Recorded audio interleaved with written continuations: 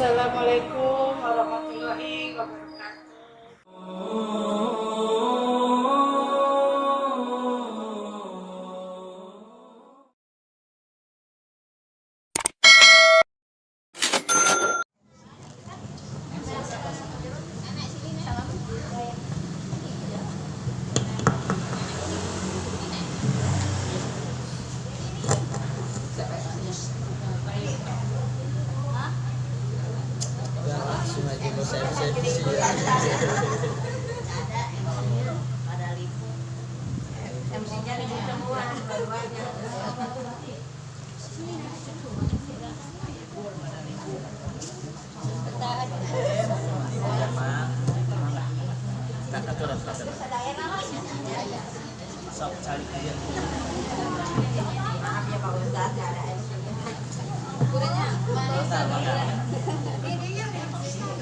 Sok hanep so nenek-nenek mah.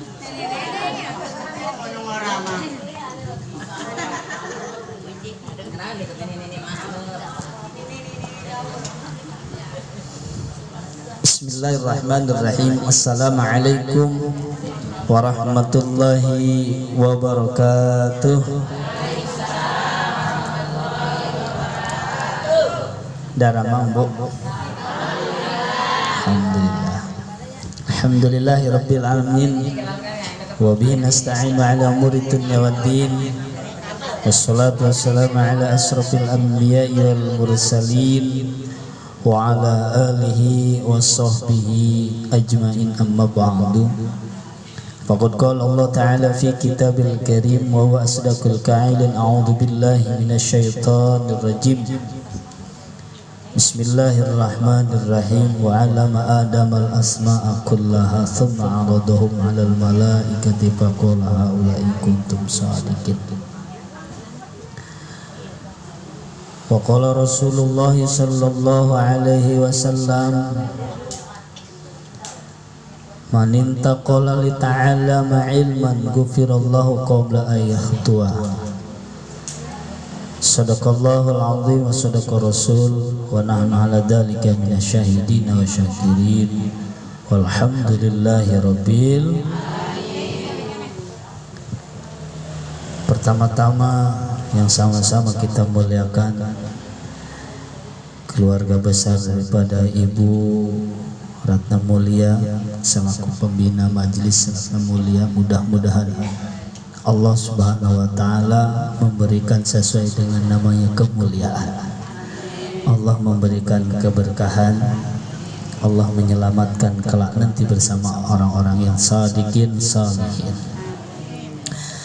Dan pula yang sama-sama kita muliakan para guru-guru kita, para ibu-ibu ustazah yang tidak saya sebutkan satu persatu, namun tidak mengurangi rasa hormat dan ta'zim saya. Dan pula yang sama-sama kita muliakan,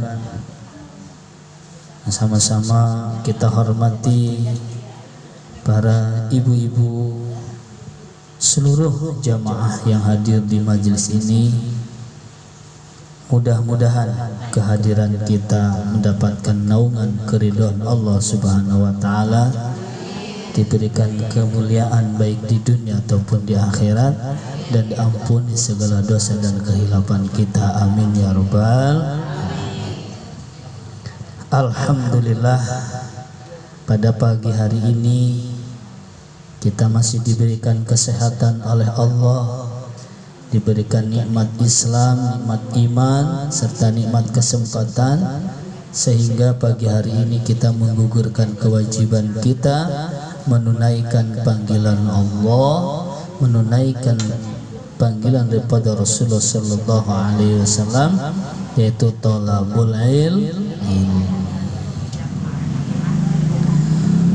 Salawat dan salam senantiasa tercurahkan kepada baginda Nabi Agung Nabi Muhammad sallallahu alaihi wasallam beserta keluarga dan para sahabatnya dan para pengikutnya.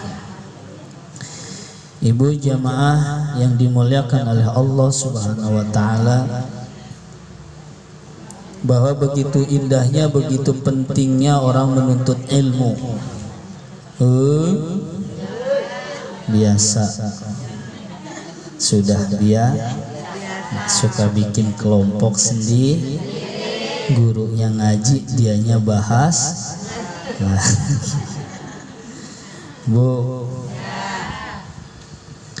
bahwa Rasulullah Shallallahu Alaihi Wasallam bersabda, "Manin taqala li ta'allama ilman ghufirallahu qabla ayakhtuwa." Barang siapa yang melangkahkan kakinya untuk belajar ilmu, tuh, Allah mengampunkan dosanya di setiap langkahnya. Jadi dosa kita ini banyak, dosa perbuatan, dosa mata, dosa mulut, semuanya pasti orang tuh pasti berdosa. Kita kudu sadar bahwa kita ini adalah makhluk yang berdosa. Oleh sebab itu Allah memberikan kepada kita kesempatan untuk thalabul ilmi, untuk belajar bersama-sama supaya dosa kita diampunkan. Maka insya Allah orang-orang yang senantiasa menyempatkan waktunya untuk belajar, untuk thalabul ilmi, maka dia akan senantiasa dinaungi oleh Allah, dilindungi oleh Allah, dan diampunkan oleh Allah dosa-dosanya. Amin ya robbal alamin. Alhamdulillah. Jadi orang-orang yang sering hadir di majlis itu adalah orang-orang yang haus terhadap rahmat Allah. Aina ta'lam, apakah kau mau tahu di mana daripada taman surga? Bu, Ibu mau tahu nggak taman surga itu di mana? Nggak tahu. Kan kita suka doa. Kuburan kan taman surga ya Bu ya. Bagi orang yang taat, bagi orang yang taubat, bagi orang yang soleh dan soleh. Tetapi bagi orang-orang yang tidak taat kepada Allah, yang ingkar, yang maksiat kepada Allah, itu kuburannya jadi taman neraka. Bermacam-macam siksa, bermacam-macam azab itu akan diberikan sebelum di akhirat nanti, itu di kuburan. Tuh, makanya hati-hati itu ya. Lalu kemudian sebaik-baiknya contoh atau profil kenikmatan yang ada di surga itu juga diberikan di kuburan. Jadi orang yang meninggal, orang tua kita mulai dari Nabi Adam sampai saat ini belum ada yang masuk surga. Belum. Baru hanya hanya menikmati daripada amalan-amalan yang dia lakukan di dunia. Itu baru pintu pertama. Jadi alangkah bagusnya, alangkah indahnya, alangkah mulianya seorang anak, seorang cucu yang pada saat ini mendoakan orang tuanya, memfatihahkan orang tuanya, mengirimkan doa. Maka diniatkan ketika kita berbuat baik jangan hanya untuk kita. Ketika kita sholat sunnah, ya Allah, pahala ini saya mohon disampaikan kepada ayah dan bunda saya, kepada kakek saya. Ketika sedekah, ya Allah, pahala sedekah ini sampaikan kepada orang tua saya, sampai ke kakek saya. Dan itu akan sampai. Lalu kemudian bagaimana dengan kita yang bersedekah? Apakah kita dikurangin pahalanya? Tidak. Kita dapat 100, orang tua kita dapat 100, kakek kita juga dapat 100. Itulah indahnya. Ketemunya di mana? Ya ngaji. Kalau nggak ngaji mah nggak ketemu. Tuh. Lalu kemudian, maukah kita tahu apa itu taman surga? Ini taman surga ini ada tempat-tempat majelis taklim, tempat pengajian. Tuh, itu taman surga. Nah, kita saat ini kita sedang berada di taman surga. Saat ini kita sedang berada di taman surga. Kita sedang memanen, kita sedang mengumpulkan segala amal-amal yang kita lakukan, perbuatan yang kita lakukan, ucapan yang kita lakukan.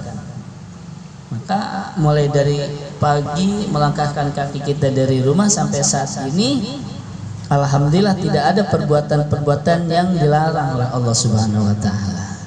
Tadi sudah dibacakan luar biasa itu Asmaul Husna itu, Masya Allah. Bu, mau nggak badannya kebal, nggak mempan dibakar di neraka? Mau nggak?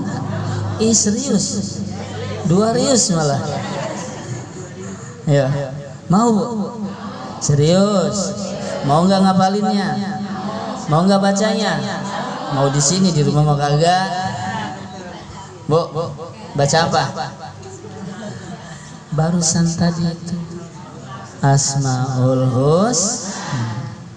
Saya teringat, saya masih ingat tuh harinya, tanggalnya, tahunnya. Tahun kalau nggak salah 96, ketika saya awal 95, ketika saya awal mau berangkat pesantren. Maka umi saya membuat persyaratan, nak, sebelum AA berangkat ke pesantren maka hafalkan 4 surat. Pertama adalah Yasin, Tabarok, Waqiah, dan Ar-Rahman. Itu sebelum saya dilepas oleh umi saya.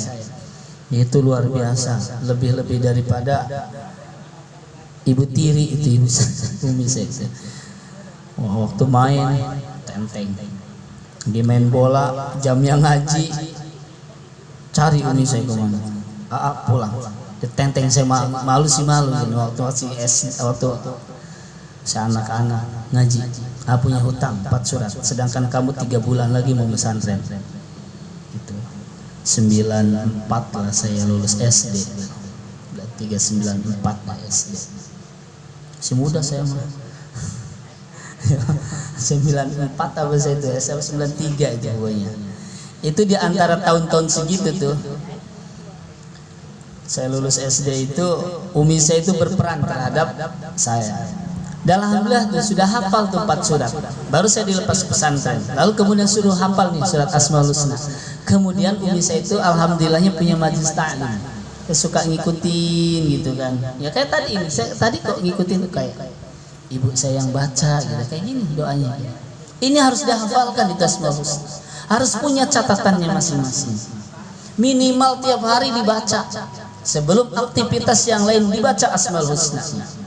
Kayak tadi, Ya Rahmanu Ya Rahim, kan indah banget itu. Daripada nyanyi Ayu Ting Ting, ya, sambil ninain bobo anak kan enak banget itu ya. Atau nggak punya cucu gitu ya, nina boboin, indah banget itu. Ya Bu ya, Insya Allah diamalkan ya. Bu, ya, ianya kemana, matanya kemana, hatinya kemana? Apa sih yang dipikirkan Bu? Bu, ini pada bengong-bengong ngaji terharu, apa ada yang dipikirin nih? Apa karena ini tanggal tua? Iya.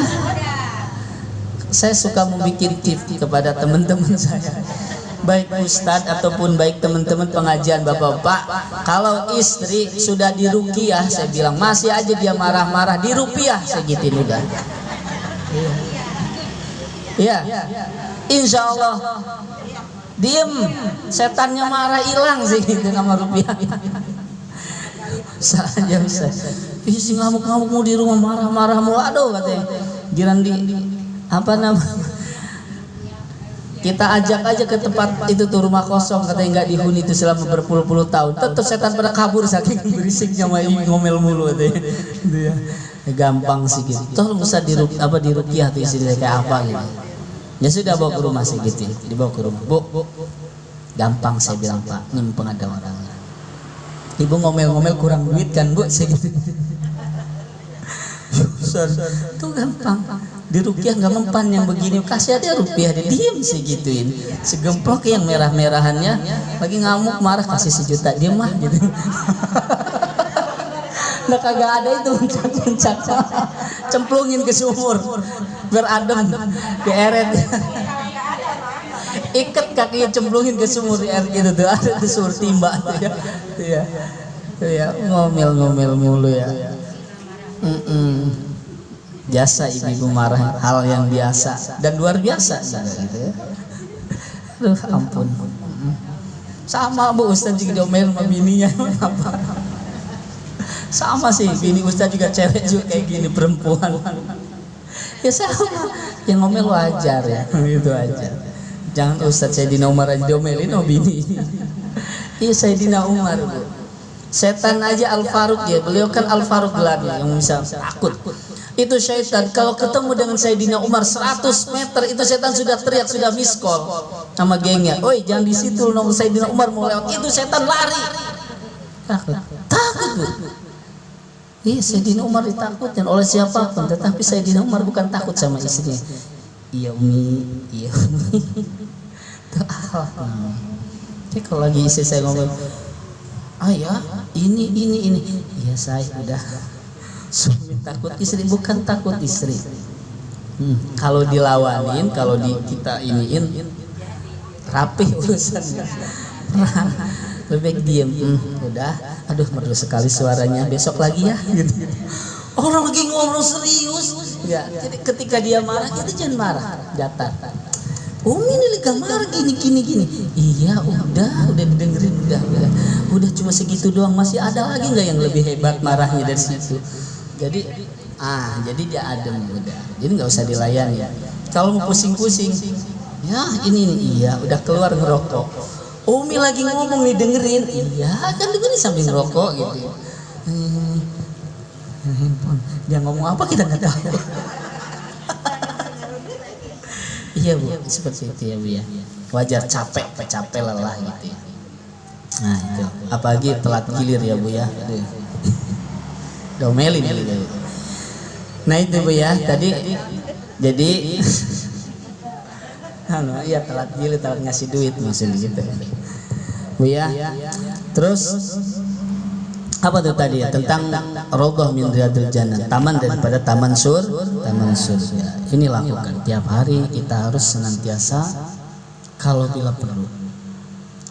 Ya memang ada sebagian orang yang mengatakan, saya sangat tidak setuju dengan orang mengatakan ngaji mulu tapi akhlaknya belum berubah gitu ya. Ngaji mulu tapi ghibah masih jalan. Justru dengan kita ngaji untuk meminimalisir itu, udah maka gak ngaji ghibah terus. Nah ini yang repot. Sholat tapi masih ngomong orang dulu. Orang sholat masih ngomongin orang, masih bagus dia sholat, bisa diimbangi, dosanya bisa dikurangi. Lah ini sholat kagak. Itu yang repot. Jangan sekarang pakai jilbab, hatinya belum benar. Dan memang siapa yang bisa benerin hati? Allah itu urusannya. Jilbab ini adalah aturan agama. Kita pakai, kita mengikuti bahwa kita ini orang Islam. Urusan hati, urusan akhlak itu mah urusan lain urusan.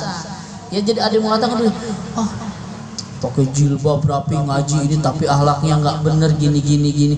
Justru dengan kita pakai jilbab, kita ke tempat ngaji, kita ingin belajar supaya bagaimana kita membenahi akhlak yang benar, daripada kagak berjilbab. Nah apa jilbab enggak ya, aurat kemana-mana, ngomongin orang yang ngaji lagi, kan lucu itu. Ya, jawab sekarang mah, jangan diem aja, udah saatnya. Jangan soleh-soleh amat jadi orang. Bu, jangan tawadu amat yang begitu, dijawab biar dia sadar. Ya, daripada lu itu bahasanya. Daripada lu ngaji kagak, kan dia berbangga gua ngaji juga enggak pakai jilbab tapi gini. Boro-boro mau baik dari mana? Orang yang ngaji aja belum tentu baik, ya kan? Masih belajar. Nah itu contoh dalam kehidupan. Dijawabin aja, jangan kalah sama yang begituan. Ya, kalah gitu. Jawabin supaya dia sadar. Lama-lama kan dia ikut ngaji, ya kan? Niatnya kita dakwah. Tuh. Nah ini ya Bu ya. Jadi niat kita dakwah. Sampai mana tadi Bu? Sampai taman surga. Ya kembali ke bab Asmaul Husna. Aurat Asmaul Husna itu sangat luar biasa. Semua sifat Allah 99 ada di situ semua. Di dalam sifat-sifat itu ada yang namanya paling indah, Ar-Rahman. Ar-Rahman. Supaya kita punya welas kasih sama orang itu auratnya Ar-Rahman. Ya Rahman, ya Rahman. Ya. Ketenangan itu, wirid ketenangan. Ketika kita ada punya masalah apapun itu, supaya kita tenang, ya Rahman, ya Rahman. Supaya untung amuk na gede teuing. Ya, jangan marah-marah mulu ya.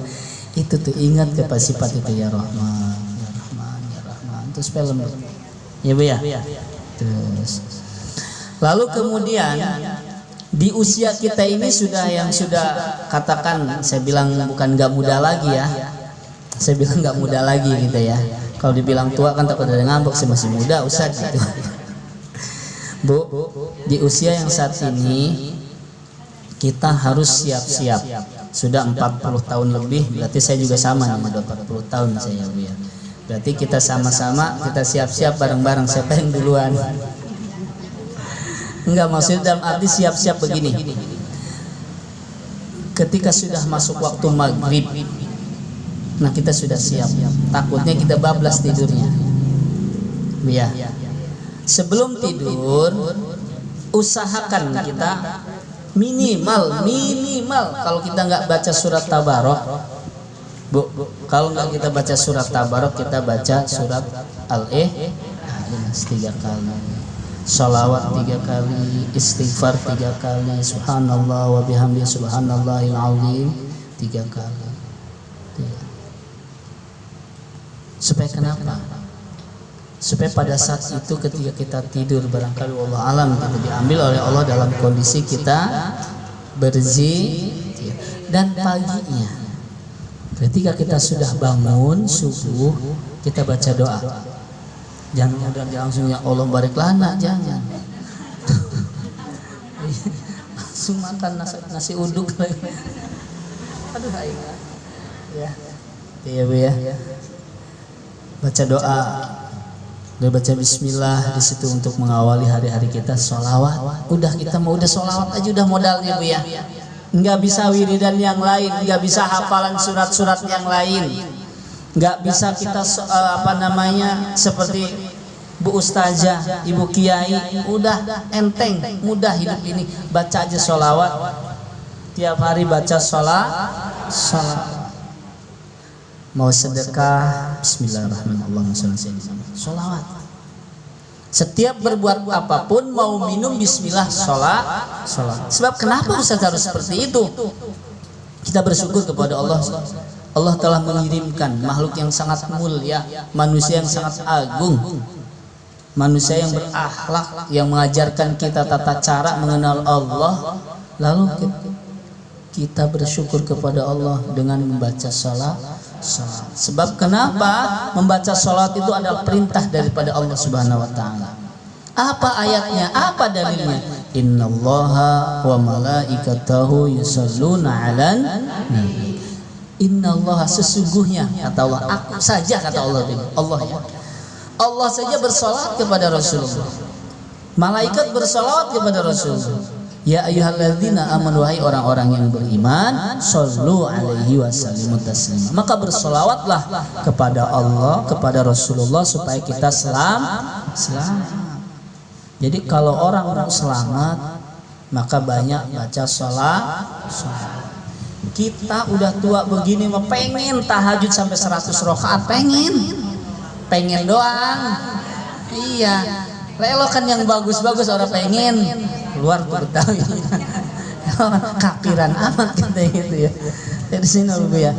Bu, Ibu kan pengen melakukan sholat sunnah duha gitu kan, 20 rakaat gitu ya.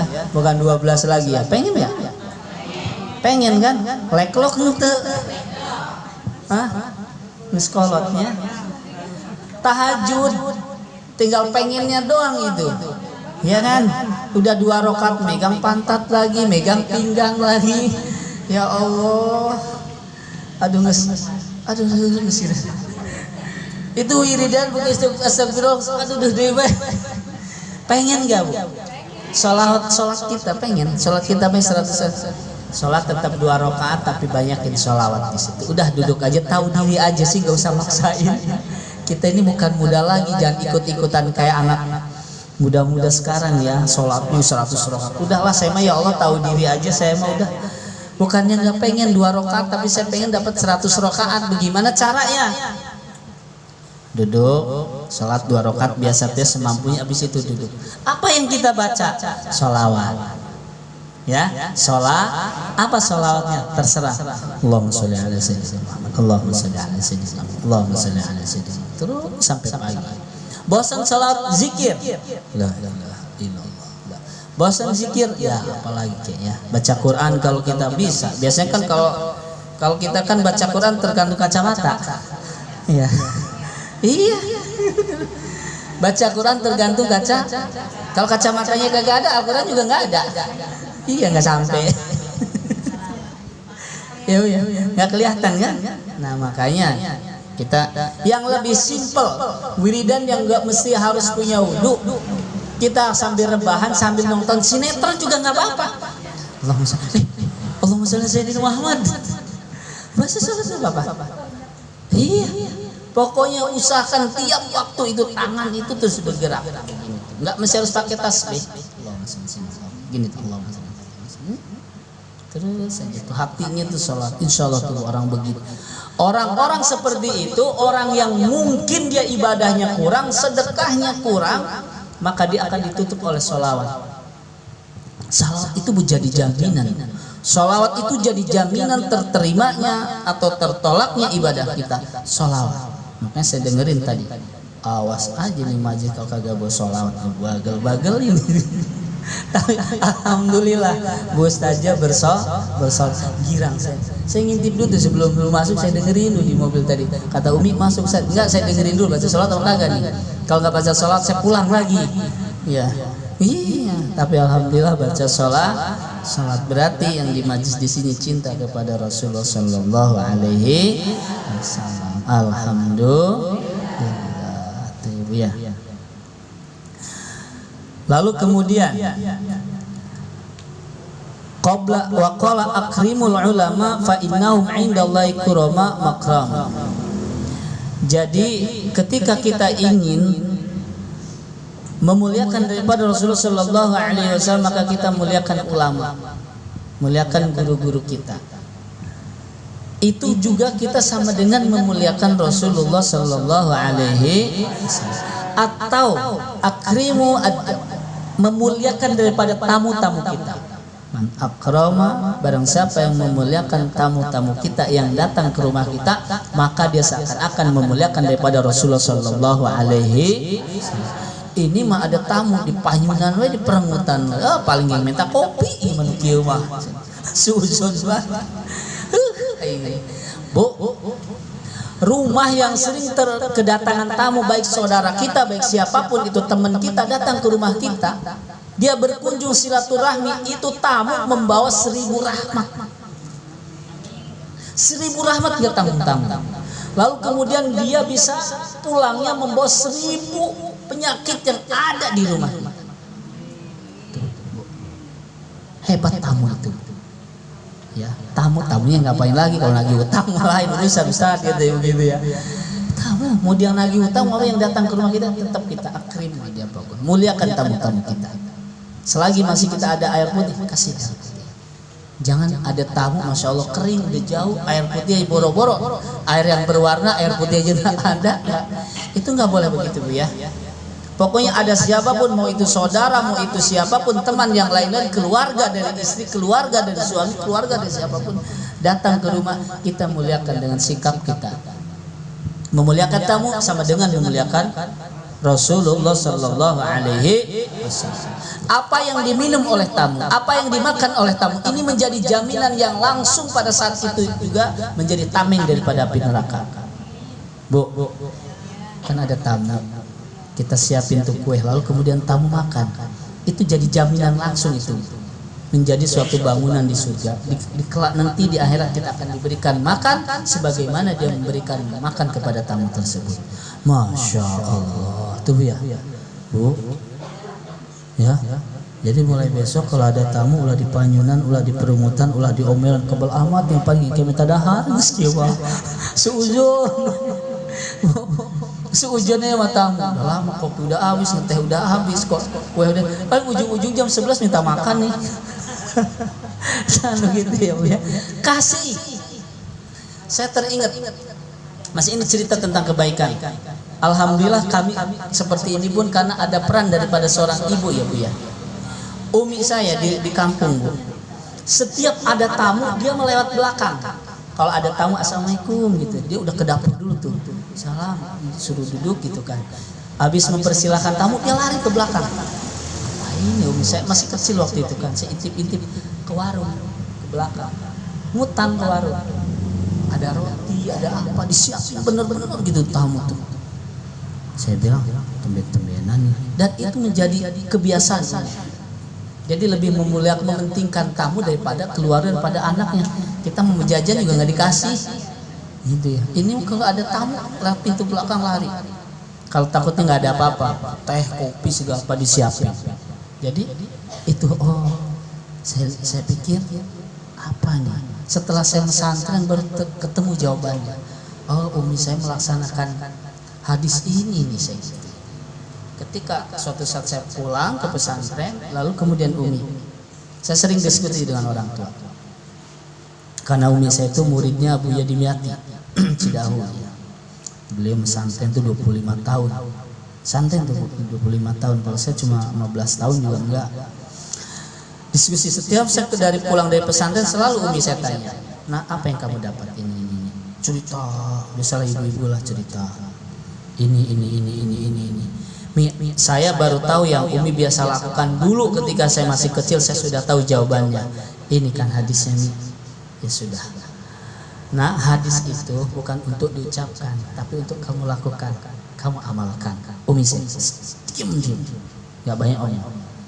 Dan setahu saya, seumuran saya masih kecil sampai ini, Umi itu paling menghindar gibah. Hebatnya itu orang tuh, diomongin diam, senyum aja, masuk ke dalam. Paling ngobrol gitu kan, kalau ada tetangga yang bikin acara biasa ya, Umi mati diam, dia pada ngobrol gini, Umi biasa ini ya, nyibukin diri, udah selesai pulang. Dan gak pernah ribut sama tetangga, sama keluarga, sama adik-adiknya. Itu yang saya salut daripada ibu saya sendiri, luar biasa. Lalu saya pernah pancing, saya belum pernah melihat Umi sampai ngomongin orang jelek gitu ataupun apa gitu kan. Kata beliau, apa ceritanya? Sieun. Satu kalimat, sieun.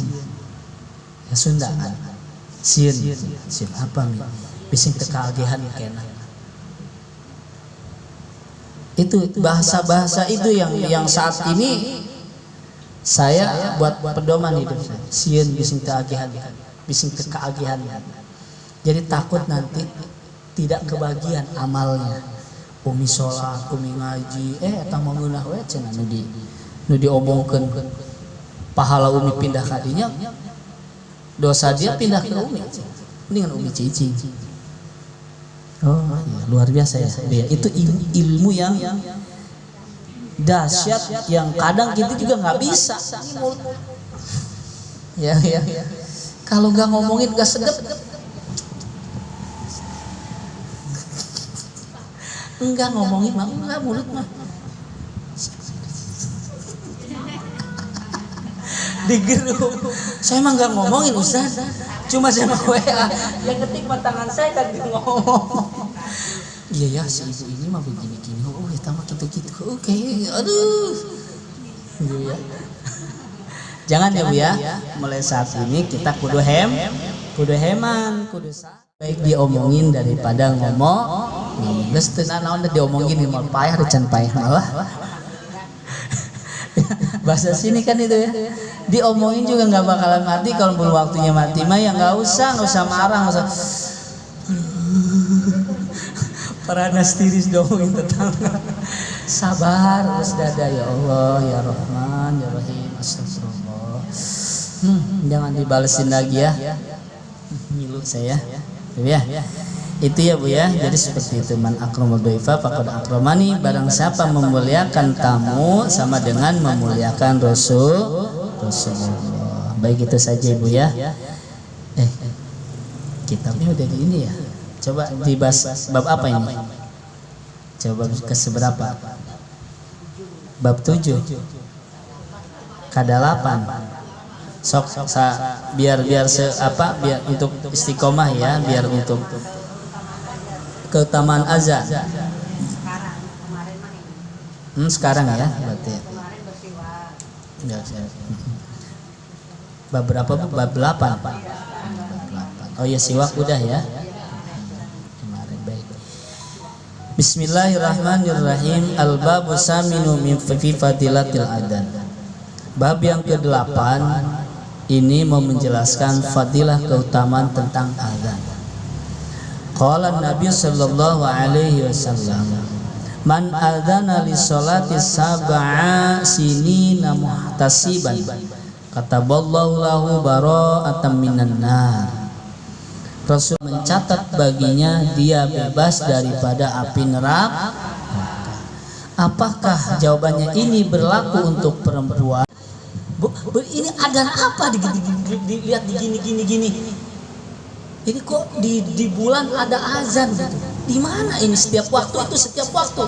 Dia lihat lagi, ternyata azan itu dikumandangkan di Mekah dan di Madinah itu sampai tembus ke bulan azan. Dan itu kan kedap suara ya Bu ya. Orang kita pakai speaker gini aja udah selang berapa tempatnya udah nggak kedengaran. Aneh, kemudian azan itu bisa menembus ke aras. Tuh luar biasa tuh Bu azan. Makanya kita ajarkan anak-anak kita azan. Maka inilah pentingnya saya kasih penjelasan tentang azan. Lalu kemudian siapa saja yang akan diselamatkan oleh orang-orang yang azan? Orang muazin itu adalah orang tuanya, seperti yang tahfidz. Dan orang-orang yang suka azan itu jasadnya diutuhkan, tidak dihancurkan. Ada 10 jasad yang tidak dihancurkan.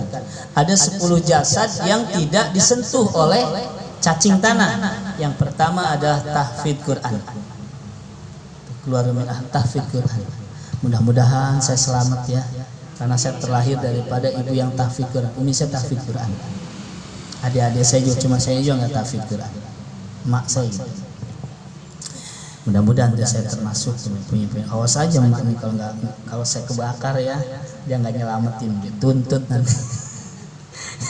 Adanya kita kan ada yang mak, kita lahir saya tuntut mama gitu. Saya pernah begitu sih ngomong, mak. Ketika A masuk neraka, mama nggak Umi nggak nyela di kitab ini. Nah ini ya tentang azan ya Bu ya. Ajarkan anak-anak kita azan.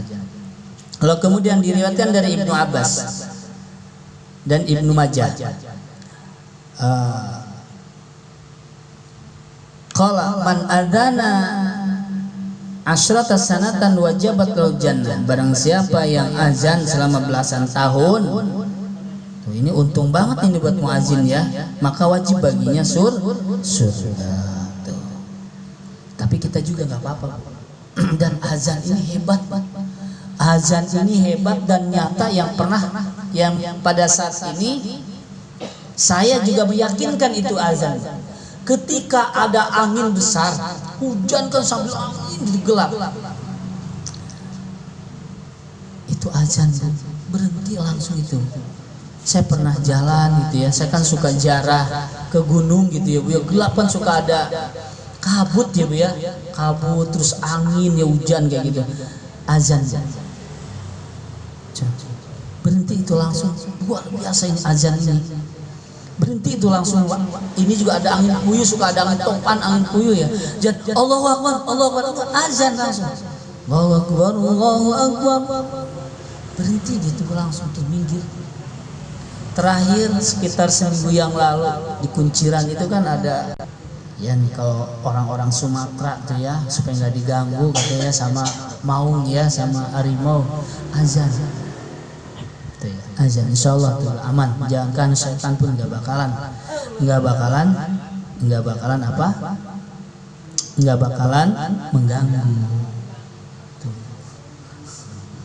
Dan ya, atau ada yang kesurupan, kan suka ada yang kesurupan tuh ya, nggak usah ngandelin ustaz, kita ya pegang kupingnya dibisikin di azan ya, itu obatnya ya Bu ya. Saya suka kalau ada yang bandel-bandel udah diobati nama saya susah juga udah kupingnya di azani nama saya benar langsung. Jadi azan itu luar biasa ya Bu ya. Manfaatnya luar biasa. Mewajibkan kepada orang yang tukang azan itu dimasukkan ke surga dan diharamkan daripada api. Itu saja barangkali Bu ya. Saya sampaikan, mudah-mudahan ada manfaatnya. Bawa pulang ilmunya, jangan ditaruh di jalan, jangan ditaruh di kantong kresek. Ya Bu ya, jangan ditaruh di kuping doang. Kalau ditaruh di kuping doang, besok dikorek kuping juga hilang tuh ilmunya. Apa saat ini yang harus kita bawa pulang? Ingat nggak tadi bahas apa? 3 poin. Kalau mau tidur baca sholawat. Apapun harus baca sholawat. Terus apa lagi yang keduanya? Poho.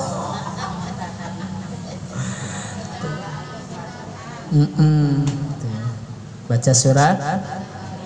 Itu ya. Tabarok tuh ya kalau ini ya. Kapan tidur ya Bu itu mah?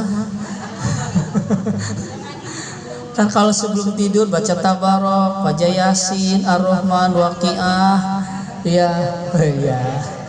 Itu. Sholatnya nggak usah banyak-banyak 1000 gitu ya. Azan. Tiap ada yang kesurupan apapun azan. Laki lagi marah azanin aja Bu. Atau istri saya lagi marah, sekarang saya udah tahu nih hadisnya. Kalau lagi marah, Allahu Akbar, Allahu Akbar. Iya ruqyah saya didik anak kita ataupun cucu kita, ajarkan azan anak kita supaya dia yang menjadi muazzin. Dan Bu, ketika kita meninggal juga yang akan mengazankan kalau tidak di antara keluarga kita, anak kita, adik kita ataupun siapapun pasti itu. Maka ajarkan anak kita azan. Kan saya perempuan saat nggak apa, kita ibu mengajarkan anak kita laki-laki belajar azan. Nah, sini belajar azan. Pada suatu saat dia akan ingat bahwa dia bisa azan, bundanya ibunya yang mengajarkan azan. Ketika kita meninggal, maka anak kita yang mengiringi azan. Itu tujuan seperti itu ya Bu ya. Karena anak kita lahir juga kan, begitu lahir sudah dibersihkan, kita diazankan kan. Ya Bu ya, diazankan lalu kemudian kuping kiri dikomat. Assalamualaikum warahmatullahi wabarakatuh.